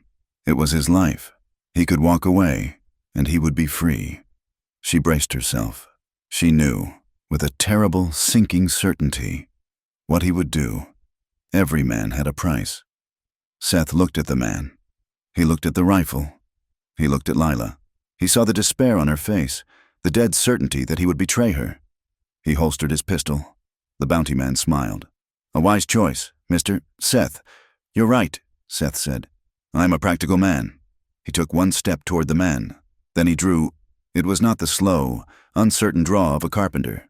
It was the blurring, violent speed of the gunfight. He had not holstered his gun. He had primed it. The bounty man's smile vanished. His rifle, held casually, was too slow. Seth's pistol fired. The shot was deafening, echoing flatly through the trees. The bounty man screamed, a high, thin sound, and dropped his rifle. Clutching his leg, he fell to the ground, writhing. Seth had not aimed for the heart. He had aimed for the knee. He walked over to the man, his pistol smoking, his face a mask of cold fury. Lila was still kneeling by the stream, her hands over her mouth, her eyes wide with a shocked, disbelieving hope. "She's not yours," Seth said to the groaning man. "She's not Creed's, and she's not for sale." He picked up the man's rifle. He grabbed the man's hands and, using the man's own belt, tied him tightly to the base of an aspen tree. "What? What are you doing?" the man gasped, his face white with pain. "You're leaving me here? The wolves." "You're a businessman," Seth said, his voice flat. "This is the cost of doing business. Someone will find you. Or they won't." He went back to Lila. She was standing now, trembling. He grabbed her hand. "Let's go," he said. They left the man tied to the tree, his curses and pleas following them until they were swallowed by the forest. Seth did not look back. He had made his choice. He had shot a man, not in a chaotic, smoky gunfight, but in the cold light of day. He had chosen Lila over his own life, over money, over safety. They reached a town 2 weeks later. It was not a town, really, just a collection of sod houses and false-fronted buildings huddled in a deep valley. A place called Willow Creek. It was a place the world had forgotten. They walked out of the trees like ghosts. They were ragged, skeletal, their clothes in tatters. The blanket was gone. All they had was the bounty man's rifle, Seth's pistol, and each other. They walked into the general store. The proprietor, a small man with wire-rimmed glasses, stared at them as if they were apparitions. "Mister," Seth said, his voice a dry croak. He put the rifle on the counter. "I'll trade you this. For a room, 2 baths, and whatever food you can spare." The man looked at the rifle. It was a new model, worth a great deal. He looked at the hard, haunted man in front of him, and the woman hiding behind him. He nodded. "Boarding house is next door," he said. "Tell Mrs.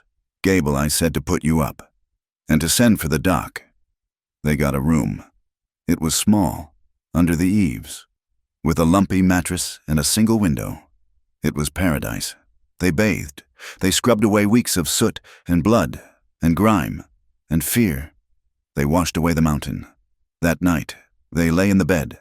The sheets were clean and smelled of lye soap. It was the softest thing either of them had ever felt. Lila was sitting up, her damp hair hanging in her face. She was clean, but she still saw the woman from the saloon. "He's still looking," she whispered. "That man. He was one. There will be more." Seth was lying on his back, his arm over his eyes, exhausted. "We'll be new people." Lila looked at him. Then she looked at the small, cracked mirror on the wall. She saw her reflection. She saw the long, dark hair of the woman Creed had owned. She got out of bed, went to Seth's saddlebag, and took his knife. "What are you doing?" he asked. She went to the mirror. She took a handful of her long, black hair, and she cut it. She hacked at it, the blade sawing through the thick locks. It fell to the floor in dark, wet clumps. She cut it short, ragged and uneven, until it was no longer than a boy's. She stared at her reflection. The woman in the mirror was a stranger. She was not beautiful. She was not a saloon dancer. She was just a woman. She was free. She got back in bed. Seth said nothing. He just opened his arm, and she lay down, her head on his chest. They claimed to be married, Mr. and Mrs. Seth Parker. A new name, a new life. Lila, with her short hair and plain, second-hand dress, found work at the laundry. It was hot, grueling, faceless work. Her hands plunged in scalding water and lye 12 hours a day. She came home each night smelling of steam and soap, her hands raw. Seth, too weak for ranch work, used his father's trade. He was a carpenter. He was a leather worker. He mended harnesses. He resoled boots. He fixed a broken wagon wheel. He traded his work for food, for rent, for a new pair of boots for Lila. Their life became quiet. It became worn in. The terror of the mountain faded, replaced by the dull ache of hard labor. The passion of their first night, the desperate, starving kiss in the cave, that faded too. Their love was no longer a fire. It was a small, steady ember. It was the way he would be waiting for her when she came home from the laundry. A tin cup of hot, thin coffee ready. It was the way she would wordlessly take his coat and mend a torn seam. It was in the ritual he began every night. She would be sitting on the edge of the bed, rubbing her raw hands. He would come and stand behind her. He would place his hands on her shoulders, his thumbs digging into the knots of her muscles, working away the ache of the long day. Then he would bend, and he would kiss her. Not her lips, not her neck. He would kiss her shoulders. One, then the other. A soft, firm press of his lips on the place where she carried her burdens. He never touched the brand. He never had to. He was honoring her strength, not her scar. They were safe. They were, for a short, quiet month, at peace. Then the telegram arrived. Seth was in the general store, trading a finely tooled belt for a sack of flour. The telegraph key in the corner was clacking. The operator, a young man named Pike, tore the strip of paper. He read it, and his eyes went wide. "Sheriff," he called out. The sheriff, a portly, lazy man, was at the stove, drinking coffee. "What is it?" "Pike. Got a wire, from Wyoming, a rancher named Creed." Seth went perfectly still. His hand was on the sack of flour. "He's looking for a woman," Pike said, his voice loud in the quiet store. "Answers to Lila. Says she's a runaway. Dark hair, gray eyes. Got a brand on her left shoulder." The sheriff grunted. "Sounds like one of his high-priced whores. What's it to us?" "He's offering a reward, $700, and he thinks she came this way." Seth's blood turned to ice. He finished his transaction, his voice even, his hands steady. He thanked the proprietor. He picked up the sack of flour. He walked out of the store, into the muddy street. The peace was over. The world had found them.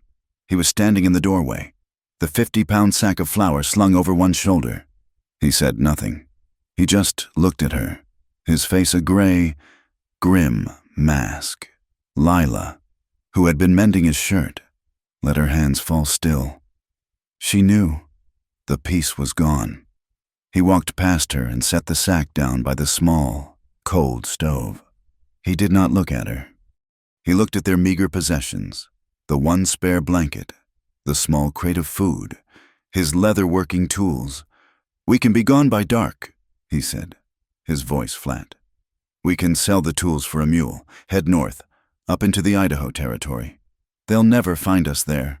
He was already packing. He was the man from the mountain again, practical, focused on survival. He was ready to run. Lila watched him. She watched his hands, the hands that had held her, that had been so gentle, as they efficiently bundled his belongings. He was going to run, and he would take her with him. And they would run, and run, and run. "No." The word was quiet, but it stopped him cold. He turned, his coat half folded in his hands. "What did you say?" "No," she said again, louder this time. She stood up. Her hands were raw and red from the lye soap, but they were not shaking. "I'm not running. Seth." "Lila, you heard the man. $700. Creed won't stop. He'll send more. This town is not safe." "And the next town?" she said, her voice raw. "Will that one be safe? Or the one after that? We keep running. We never stop. We'll spend our whole lives looking over our shoulders. We'll starve in another forest. We'll freeze on another mountain. That's not a life. It's just waiting. It's better than being dead. Or being his," Seth countered, his voice harsh with fear. "Is it?" She walked toward him. "I spent 6 years as his. I spent a month as yours. I won't go back. And I won't spend the rest of my life running from a ghost. I'm tired. I'm so tired of being scared. So what's the plan then? We stay? We wait for them to come?" I don't know." She looked down at her hands. "I'm going to do the one thing I never did. I'm going to tell the truth. To someone who can stop him. The sheriff? Lila, that man is lazy and he's a fool. He won't help you." "He might," she said, her voice thin with a hope she didn't feel. "He has to. It's the law." "Oh, the law?" Seth laughed, a bitter, harsh sound. "There is no law for men like Creed, or for women like you. You heard Pike. You're a runaway. Property." The word hit her, but she didn't flinch. I'm a woman, and I'm a citizen. He has to listen. She walked to the small, cracked mirror. She looked at her short, ragged hair. She looked at the plain, gray dress. She was not the saloon girl. She was Mrs. Parker, the laundress. She grabbed her thin shawl and walked to the door. "Don't do this," Seth pleaded.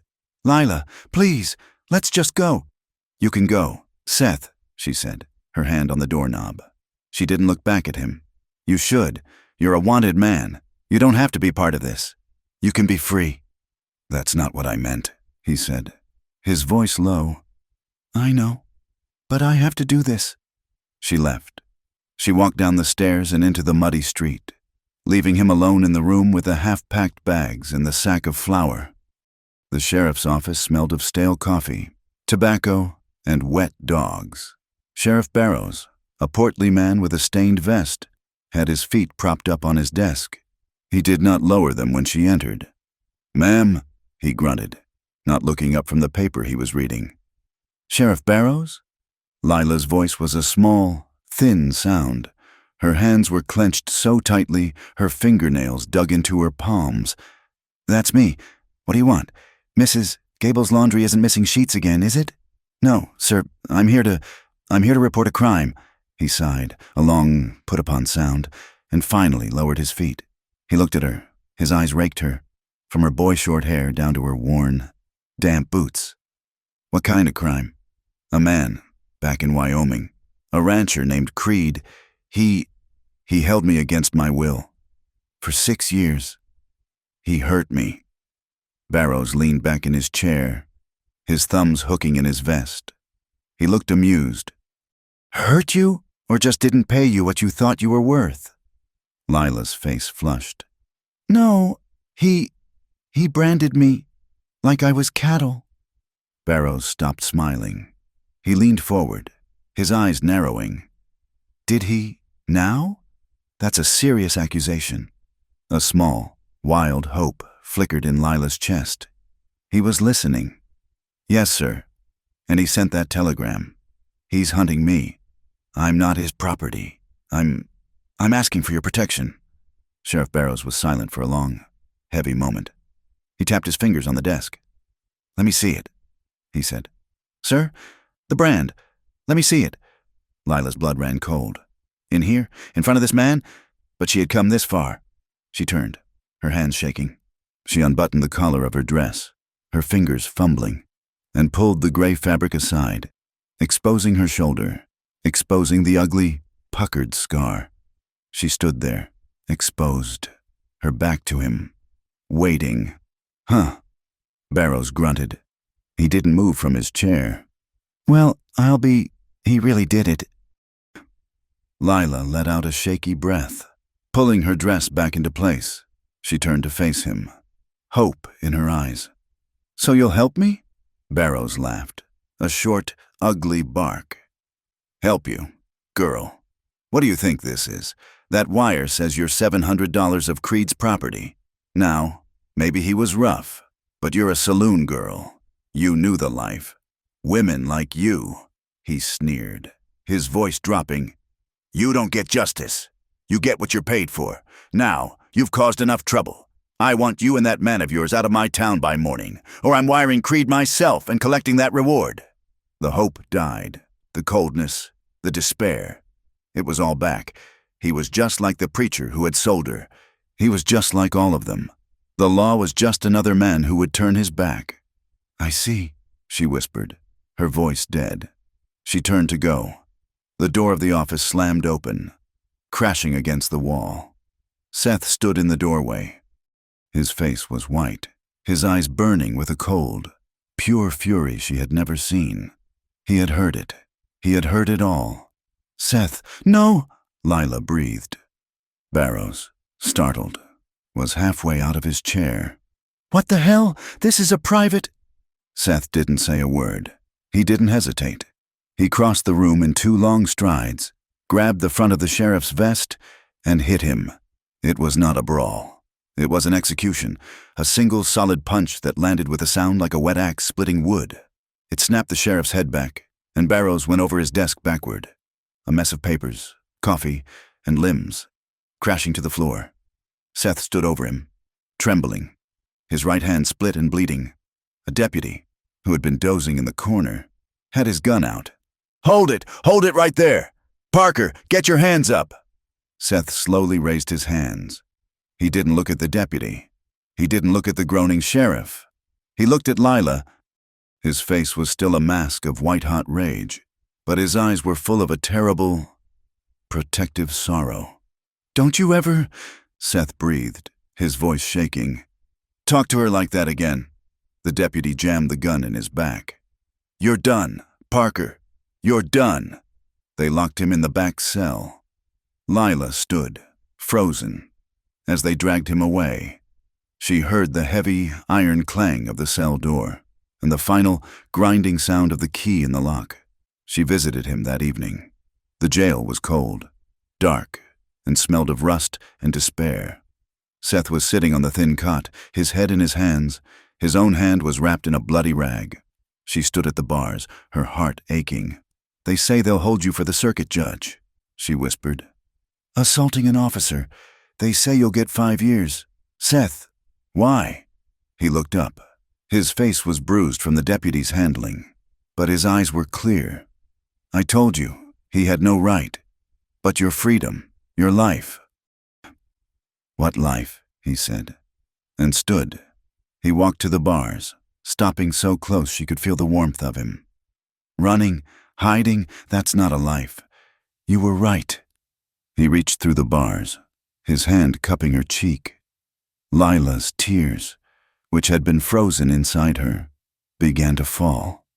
She pressed her hand over his, trapping it against her face. "You're the only man," she whispered, her voice thick with a revelation that was both heartbreaking and beautiful. "Who ever got in trouble for me? Not with me." "Lila," he breathed, his thumb brushing her tears. "No, listen. All my life, men got in trouble with me. They'd fight over me, or gamble for me, or get drunk and tear up the saloon with me.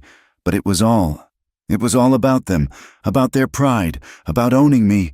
No one," she sobbed, pressing her face into his hand. "No one ever just stood up for me, just for me." He closed his eyes. He had nothing. He was in a cell. He was a wanted man. He had just thrown away his life. But holding her, he was not sorry. The bounty man limped into Willow Creek the next day. His leg was stiff, his knee wrapped in a filthy bandage. He was gaunt, his face twisted with pain and a simmering, vengeful hatred. He had followed them. He had heard about the telegram, and he had come. He didn't go to the sheriff. He went to the saloon. He laid $100 on the bar and bought a bottle. The saloon was quiet for a weekday. The townsfolk edgy. They were talking about the man in the jail. "You're talking about Seth Parker," the bounty man said, his voice carrying. The men turned. "You know him?" the bartender asked. "I know him." The bounty man spat. "He's a murderer. Shot a 17-year-old boy in Wyoming. There's a $1,000 reward for him, dead or alive. He's an animal." A murmur went through the room. $1,000. "Not only that," the bounty man said, taking a long drink. "He's a liar. I tracked him over the pass. Found him with that whore he's traveling with.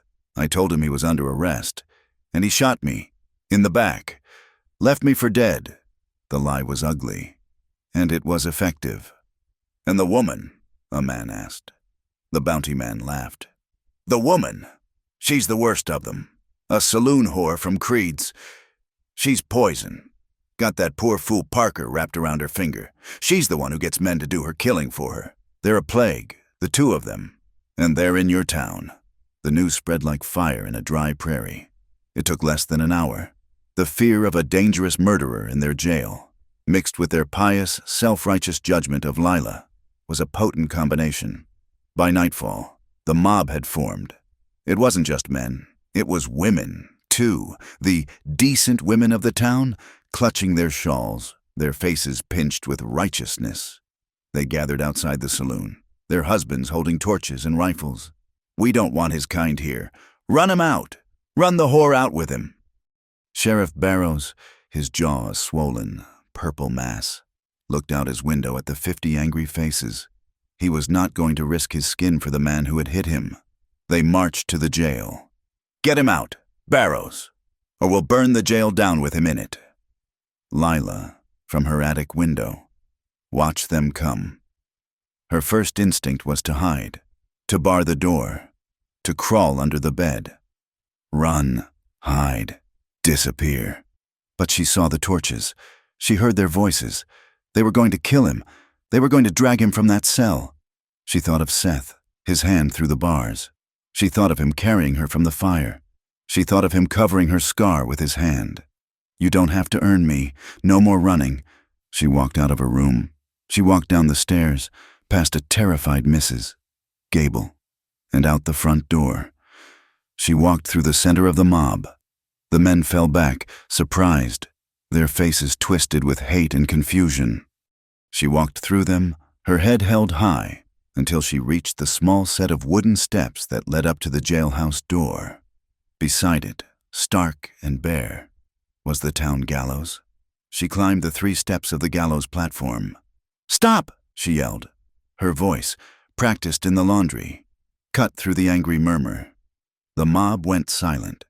They stared at this strange, ragged woman with the short hair, standing on the gallows platform, bathed in their torchlight. "You want him?" she cried, her voice trembling but strong. "You want to hang a man? Then you should know who you're hanging, and you should know who I am." She looked at them, her eyes scanning the angry, fearful faces. "You call me a whore. You're right, I was. For 6 years. My name is Lila. I was sold to a man named Creed when I was 14 years old, by a preacher who said he was saving my soul." A woman in the front row gasped. "You want to know about Seth Parker? You call him a murderer? He killed a boy, yes. It was an accident, and it has haunted him every single day. He is a good man. He is a kind man. He is the only good man I have ever known." She was shaking now, the tears streaming down her face, but she did not stop. "And you want to know about me?" Her hands went to the collar of her dress. She did not hesitate. She unbuttoned it, pulled the fabric wide, and turned, showing them all the ugly, raised scar on her shoulder. "This is what that man Creed did to me. He branded me, like I was his cow. I ran. I nearly died on that mountain. I was starving, and I was freezing, and Seth found me. He saved me. He clothed me. He protected me. He never, not once, laid a hand on me in violence. He treated me like I was worth something." She turned back to them, her face a mask of tears and defiance, her scar bared to the world. "He is in that jail because he hit your sheriff, and he hit your sheriff because that man told me I was a whore who didn't deserve justice. Seth is in there, for me. So if you want to hang someone, if you want to pull that rope, you hang me, because I am the one you hate. I am the runaway. I am the whore. But I am not ashamed. Not anymore." She stood there, shaking, weeping, her scar exposed, and she waited. The silence was absolute. The torches flickered. No one moved. The righteous anger of the mob had been broken, shattered by the truth. A woman at the front, Mrs. Gable, the boarding house owner, pushed her way forward. Her own face was wet with tears. She walked up the steps and took the wool shawl from her own shoulders. She wrapped it, gently, around Lila, covering her brand, covering her shame. "God forgive us, child," the widow whispered. A man in a dark coat, the town's preacher, stepped forward. "I know that pass," he said, his voice loud. "I know the ruins of the old chapel. It is a place of hardship, but the house of God, even in ashes, is a place of forgiveness. This woman, she has sought refuge." And we gave her judgment. The men began to lower their torches. They looked at their feet. They looked at each other, their faces no longer angry, but ashamed. The bounty man was furious. "She's lying! It's a trick! She's a thief!" "Speaking of thieves," a new voice called out. The general store owner pushed through the crowd, dragging the bounty man's saddlebags. "Sheriff, I found him. He was sneaking out of my store. He had my cash box." The bounty man, exposed, tried to limp away, but two men grabbed him.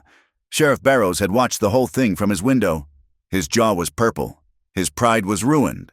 And now his entire town was on the side of the whore and the gunman. He stalked out of his office, rubbing his bruised jaw. He looked at Lila, his eyes full of a grudging, bitter respect. He looked at the bounty man, now held fast. "Well," Barrows spat, "looks like we found our real problem." He snatched the keys from his belt and stalked to Seth's cell. He unlocked the door. "Get out, Parker," he grunted. Seth walked out, his eyes finding Lila. She was still on the gallows steps, wrapped in the widow's shawl. "And get out of my town," Barrows said. "I want you both gone by sunup." Seth didn't look at the sheriff. He walked to the gallows, up the steps, and put his arms around Lila. She collapsed against him, her strength finally gone. "It's all right," he whispered, holding her tight. "You're safe. I've got you." They did not leave by sunup. They left a month later. They left on 2 mules, bought with the money Seth had earned mending every harness, every boot, every broken chair in Willow Creek. The town, in its shame, had given him work. Mrs. Gable had given Lila her shawl.